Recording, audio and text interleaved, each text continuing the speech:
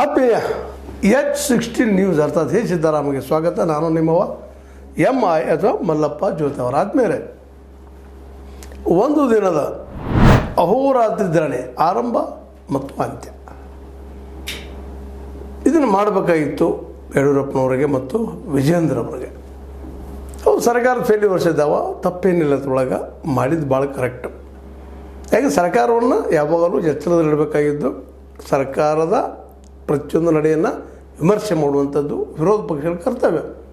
ಆ ದಿಶೆಯಲ್ಲಿ ನಾವು ಅದನ್ನು ಸ್ವಾಗತ ಮಾಡಿದರೂ ಸಹ ಮುಖ್ಯವಾಗಿ ಯಡಿಯೂರಪ್ಪ ಮತ್ತು ವಿಜೇಂದ್ರ ಅವರ ಉದ್ದೇಶ ಆದಷ್ಟು ಜನರನ್ನು, ನಮ್ಮ ಜನರನ್ನು ಈ ಯತ್ನಾಳರ ದಿನನಿತ್ಯದ ದಾಳಿಯಿಂದ ಬೇರೆ ಕಡೆ ಮನಸ್ಸು ಚಳಿಸೋದು, ಜೊತೆಗೆ ಹೈಕಮಾಂಡ್ಗೆ ನಾವು ಹೋರಾಟ ಮಾಡ್ತಾಯಿದ್ವಿ ಅಂತ ತೋರಿಸ್ಕೊಳ್ಳೋದು. ಎರಡೂ ಅದ. ಒಂದೇ ಕಲ್ಲಲ್ಲಿ ಎರಡು ಮೂರು ಕಾರ್ಯಗಳನ್ನು ಸಾಧಿಸುವಂಥ ಕೆಲಸ, ಬುದ್ಧಿವಂತ ಕೆಲಸ. ಇದರಲ್ಲಿ ಅವರು ಯಶಸ್ವಿ ಆದರೂ ಇಲ್ಲೋ ಮುಂದಿನ ದಿನದಲ್ಲಿ ಗೊತ್ತಾಗ್ತದೆ. ಬಟ್ ಒಂದು ಥಿಂಗ್ ಏನಾಗ್ಯದಪ್ಪ ಅಂತಂದ್ರೆ, ಬರೀ ದಿನನಿತ್ಯ ಯತ್ನಾಳರ ಟೀಕೆ ಟಿಪ್ಪಣಿಗೆ ಇವರದಕ್ಕೆ ಮತ್ತು ಇಲ್ಲೂ ಸಹಿತ ಭಾಳ ಜಾಣ್ಮೆಯ ಉತ್ತರವನ್ನು ವಿಜೇಂದ್ರವರು ಕೊಡ್ತಾ ಇದ್ದಾರೆ, ನಾಯಕತ್ವವನ್ನು ತೋರಿಸ್ತಾ ಇದ್ದಾರೆ. ನಮ್ಮ ಯತ್ನಾಳರಂಗೆ ಸದಾ ದಾಳಿ ದಾಳಿ ದಾಳಿ ದಾಳಿ ಇದು ಎಷ್ಟರ ಮಟ್ಟಿಗೆ ಒಳ್ಳೆಯದು ಅನ್ನುವಂಥದ್ದು. ಯಾಕಂದ್ರೆ ಇಲ್ಲಿ ನಾವು ಗಮನಿಸಬೇಕಾಗಿದ್ದೇನಪ್ಪ ಅಂತಂದ್ರೆ, ವಿಶೇಷವಾಗಿ ಈ ಯತ್ನಾಳರ ದಾಳಿ ಕೇಳಿ ಕೇಳಿ ಕೇಳಿ ಜನಕ್ಕೂ ಏನಪ್ಪ ಬೆಳಗ್ಗೆ ಎದ್ದ ತಕ್ಷಣ ಇದಾನ ಅನ್ನುವಂಥ ಮನಸ್ಸು ಬಂಧಿಸಿದ್ದೇನೆ.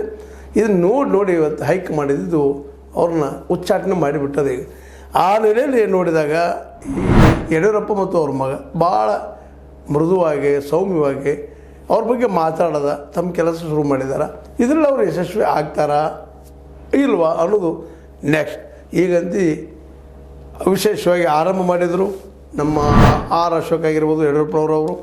ಗ್ಯಾರಂಟಿಗಳಿಗಾಗಿ ರಾಜ್ಯದ ಮನೆ ಮನೆ ಲೂಟಿ ಆಗುತ್ತಿದೆ, ಸಚಿವರು ಕಮಿಷನ್ಗಾಗಿ ಅಂಗಡಿ ತೆರೆದಿದ್ದಾರೆ, ಸರ್ಕಾರದಲ್ಲಿ 136 ಜನ ಕಳ್ಳರು ಇದ್ದಾರೆ ಅಂತ ದೊಡ್ಡ ಆರೋಪ ಮಾಡಿದರು ಶುರು ಮಾಡೋ ಮುಂದೆ. ಅದ್ರ ಜೊತೆಗೆ ಯಡಿಯೂರಪ್ಪನವರು ಸಹಿತ ಮುಖ್ಯಮಂತ್ರಿ ಸಿದ್ದರಾಮಯ್ಯ ತುಘಲಕ್ ದರ್ಬಾರ್ ನಡೆಸುತ್ತಿದ್ದಾರೆ, ಈ ಸರ್ಕಾರದ ಮೂಗು ಹಿಡಿದು ಪಾಠ ಕಲಿಸಿ ಮನೆಗೆ ಕಳಿಸಬೇಕಾಗಿದೆ. ಈ ಒಂದೆರಡು ಸ್ಲೋಗನ್ ಹಾಕ್ಕೊಂಡು, ಇನ್ನೂರು ಸ್ಲೋಗನ್ ಹಾಕ್ಕೊಂಡು ತಮ್ಮ ಶಾಸಕರನ್ನು, ತಮ್ಮ ಬೇಕಾದವ್ರನ್ನ ಎಲ್ಲರನ್ನೂ ಕರ್ಕೊಂಡು ಮಾಡಿದರು. ಆದರೆ ಇಲ್ಲೊಂದು ಗಮನಿಸಬೇಕಾಗಿದ್ದು, ಯತ್ನಾಳರ ಗುಂಪಿನಿಂದ ಒಬ್ಬರು ಪಾಲಿಸಿರೋರನ್ನ ಬಿಟ್ಟರೆ ಉಳಿದವ್ರು ಯಾರೂ ಇಲ್ಲಿ ಬಂದಿರಲಿಲ್ಲ ಅನ್ನಿಸೋದು ಅಷ್ಟೇ ಗಮನಾರ್ಹದ. ಅಂದ್ರೆ ಅವ್ರ ವಿರೋಧದ, ಅವ್ರು ವಿರೋಧ ಮಾಡ್ತಾ ಇದ್ದಾರೆ ಅನ್ನೋದು ಅಷ್ಟ ಸತ್ಯ ಅಂತ. ಏನೂ ಇರಲಿ,